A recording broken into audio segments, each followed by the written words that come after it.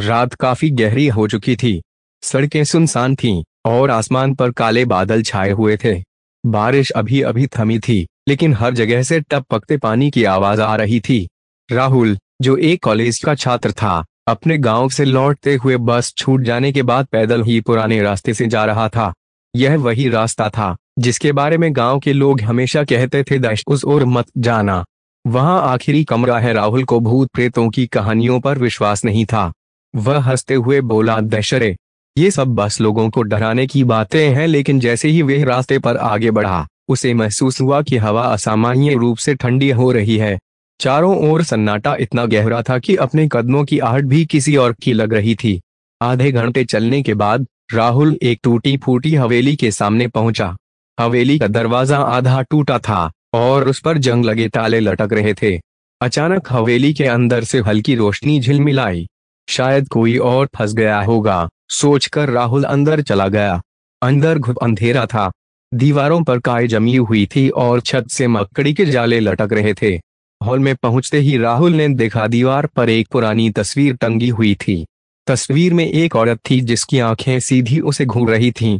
राहुल ने पलकें झपकाईं और अचानक तस्वीर में औरत की आंखें हिल गईं। धीरे धीरे चलते हुए राहुल हवेली के पिछले हिस्से तक पहुंचा। वहां एक दरवाजा था जिस पर लाल रंग से लिखा हुआ था, दश इस दरवाजे को मत खोलना। राहुल का डर अब बढ़ चुका था, लेकिन जिज्ञासा उससे बड़ी थी। कांपते हाथों से उसने दरवाजा खोला। दरवाजा खुलते ही कमरे से बदबूदार हवा का झोंका आया। कमरा पूरी तरह अंधेरे में डूबा था। राहुल ने मोबाइल की टॉर्च जलाई। कमरे में टूटी फूटी कुर्सियां, पुराने बर्तन और बीच में एक लोहे का बक्सा रखा था।